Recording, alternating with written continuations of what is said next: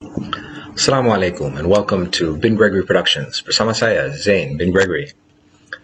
Pertama kali saya jumpa bakal isteri dekat Amerika Syarikat, saya memang kagum. Sanggup berkembara ke tempat sangat jauh, masuk masyarakat orang lain berbudaya pelik demi mencari ilmu sahaja. Beliau asal kampung dari kawasan Ladang Kelapa. Waktu kecil kutip buah nyor, jumur kopra, buat santan, masak dengan tempurung demi mencari sesuap rezeki bersama ibunya yang janda. Beliau belajar rajin-rajin sampai dapat pergi overseas, kejar impiannya hingga memperolehi sijil tertinggi PhD dalam bidang khusus di negara orang. Bukan saya nak puji sang isteri aja. Cukup ramai budak Melayu dengan ceritanya lebih kurang begitu. Saya sudah kenal dan menjadi kawan sewaktu di USA dulu. Lepas kahwin si Nun, kami berbulan madu di Malaysia. Baru jumpa orang kiri kanan beritahu, Melayu ni sebenarnya malas. Sumpah, malas, janji. Percayalah, memang bangsa malas. Katanya orang, bukan bangsa lain cakap. Melayu cakap. Heran saya, sudah tentu tidak betul. Dan nampak bukti tak betulnya dengan dua biji mata sendiri. Maka saya tertanya, bagaimanakah fahaman ini muncul dan mengular sampai orang percaya dengan penuh keyakinan. Rupanya tak perlu saya buat kajian sendiri. Sudah lama pernah ada orang Melayu tanya dan jawab soalan yang sama. Buku The Myth of the Lazy Native karya arwah Syed Hussein Alatas terbit pada 1977, baru 20 tahun selepas kemerdekaan Malaya. Antara buku ilmuwan Malaysia yang paling famous di luar negara. Malah di Malaysia pula orang tak kenal sangat. Tak tahulah kenapa. Jadinya dalam video bersiri ini saya cadang nak terangkan beberapa poin bermakna yang saya dapat kutip. Harap bahasa terencat saya dapat mencapai matlamat, memandangkan kandungannya agak halus dan mendalam sikit. Jom kita sama-sama mengupas The Myth of the Lazy Native dalam episod seterusnya. This has been a Bin Gregory production. Salam hormat. Selamat kembali ke siri Mitos Melayu Malas bersama saya Zain bin Gregory, di mana kita mengupas The Myth of the Lazy Native. Buku ini dibaca dan menjadi salah satu sumber rujukan kepada Edward Said dalam buku beliau Orientalism yang melawan falsafat penjajahan, sebuah buku yang sering dibaca di universiti sedunia sampai sekarang. Baiklah, tajuk pertama. Orang Barat mula-mula sampai ke Nusantara pada abad ke-16 tidak pernah sebut sekalipun Melayu itu malas. Sebaliknya, mereka nyatakan bahawa Melayu sibuk berdagang jauh sampai ke Sri Lanka, buat bisnes, pakai modal dan harta sendiri, melayari laut dalam dengan kapal laut sendiri yang dibikin oleh tukang tempatan dan mampu pertahankan diri dengan senjata dan alat perang yang juga keluaran tukang tempatan. Di sini kita nampak sebuah masyarakat yang matang dengan beberapa lapisan, masyarakat yang aktif dan rajin. Mana malasnya? Makin lama makin kuat kuasa penjajah mencipta kata-kata orang Melayu macam Belanda mendapat tanah. Apabila pihak penjajah berjaya mengalahkan negeri-negeri Nusantara, dapat menguasai bandar pelabuhan, letak polisi merkantilisme, lapisan tengah masyarakat Melayu dimusnahkan tahun demi tahun. Golongan bisnismen, golongan tukang mahir dan sebagainya yang merupakan middle class hampir hilang. Kesan monopoli dagangan yang ditegakkan oleh penjajah. Tinggal raja dan petani sahaja. Baru muncul dalam rekod sejarah mereka mengatakan Melayu pemalas. Berkata orang putih, adding insult to injury. Baik je menang, baru nak menghina. Ada sekurang-kurangnya dua kemungkinan pada masa tersebut.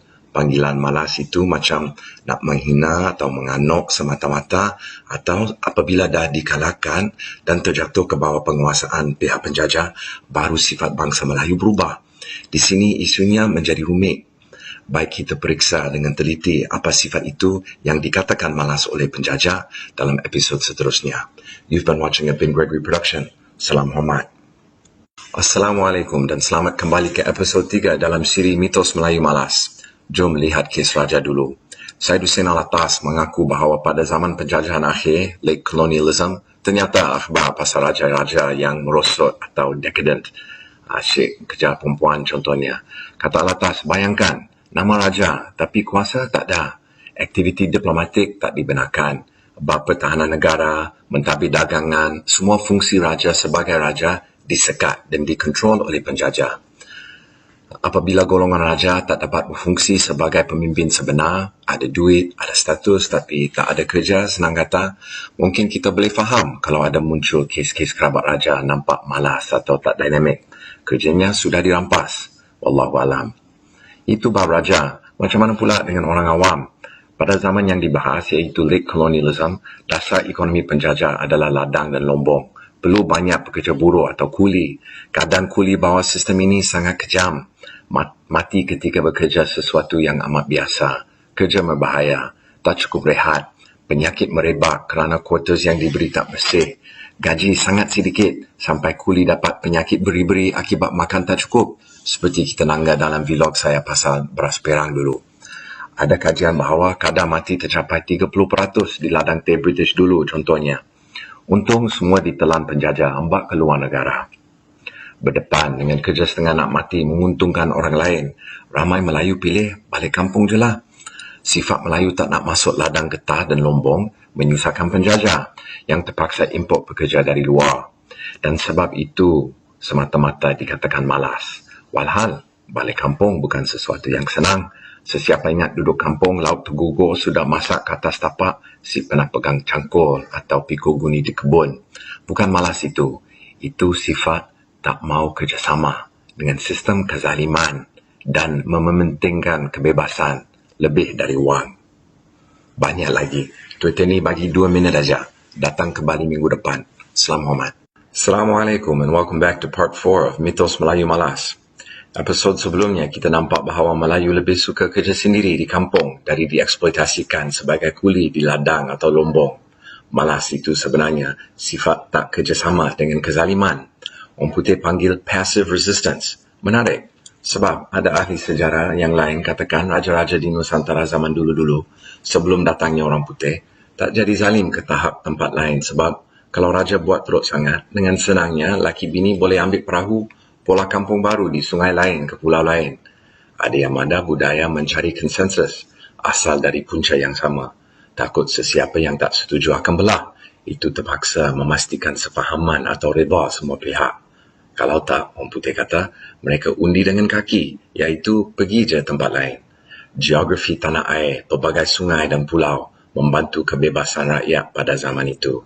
Dan barangkali bikin budaya muafakat. Seperti dalam pantun lama, terbilang kayu kerana kuatnya elok menjadi tongkat. Terbilang Melayu kerana adatnya elok mencari muafakat. Timber for its strength is praised. Make a staff from a sturdy tree. How good the culture of Malays. Discussing until all sides agree. Balik ke zaman penjajahan akhir. Bangsa lain yang dipuji rajin oleh penjajah jangan salah faham pula. Antara manusia yang diembak ke Malaysia ada yang terpaksa dijual kerana hutang. Tak tahu keadaan sebenar di negara orang jauh nun. Atau lari dari keadaan lagi teruk, kebuluran dan sebagainya. Asal dari macam mana pun situasi, dah sampai ke Malaysia sudah terperangkap dalam sistem penjajahan.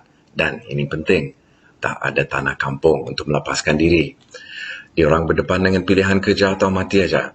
Sangat kejam sistem penjajahan sebenarnya. Macam mana pada zaman ini kita kadang-kadang macam rindu diorang aja. Mungkin kerana batang hidung sidak kacak-kacak ke daya, si tahulah. Baiklah, tapi ada juga satu lagi soal belum dijawab. Itu zaman penjajahan. Kenapa sekarang tahun 2017 mitos Melayu malas masih bernyawa? Episod seterusnya insyaAllah. Salam hormat. Assalamualaikum and welcome back to the final installment of Mitos Melayu Malas. Dah jelas punca asal mitosnya, tetapi kita mesti tertanya bagaimana mitos ini tak mati-mati lagi. Dah lama merdeka, negara sedang maju, bangunan tinggi-tinggi, tapi perasaan itu tak hilang. Kenapa? Sebab topik ini sentuh keadaan zaman sekarang yang begitu sensitif. Nak ingatkan para penonton, saya hidang saja apa yang dikandung dalam buku ini tanpa menambah apa-apa pun dari diri sendiri. Baiklah, ikut Syed Hussein Alatas, ada beberapa faktornya. Malaysia lain sikit dari negara lain sebab tercapai kemerdekaan tanpa perang terhadap penjajah. Kerana itu, struktur masyarakat tak berubah banyak. Cuma pihak yang pegang kuasa tukar kursi antara mereka sendiri. Wallahualam. Selain itu, beliau melihat bentuk dan struktur sebahagian ekonomi mesti ada kesamaan dengan zaman dulu. Kerja buruh ladang, pembinaan dan kilang mesti tersandar kepada pekerja import dan kerja itu mesti dianggap tak berbaloi pada orang Melayu. Dan pekerja import mesti dalam keadaan tak bebas sepenuhnya kerana hutang, kontrak dan sebagainya. Menarik. Alatas juga nyatakan bahawa mitos Melayu malas itu menjadi alasan yang serbaguna sebagai justifikasi dasar polisi kerajaan terhadap bangsa Melayu. Buku beliau terbit selepas buku The Malay Dilemma oleh Tun Dr. Mahathir. Maka Alatas sempat kutuk habis-habisan konsep darah, keturunan dan bangsa yang dinukil oleh Tun Dr. Mahathir. Ikut logiknya, kerana Melayu sifatnya malas, wajib ada kerajaan yang bela Melayu, menjadi champion Melayu dan sebagainya. Tanpa pihak pembela Melayu, Melayu mesti hanyut dalam persaingan dengan bangsa lain kerananya malas. Ikut fikiran tersebut. Sebaliknya, kalau rakyat Melayu rasa tak malas sudah, akan mereka tak perlu kerajaan yang wujud semata-mata untuk membela bangsanya. Di sini Alatas nampak pusingan yang begitu mengukuhkan diri atau a self-reinforcing cycle. Wallahualam. Di sini saya patut bagi tahu, Alatas selain menjadi profesor pernah juga masuk politik sebagai pembangkang. Maka kita patut hadam bukunya dengan sedikit garam. Take it with a grain of salt, kata orang putih. Makan lauk apapun mahu ada garam sedikit sebenarnya. Dengan itu saya tutup siri mitos Melayu malas. Salam hormat.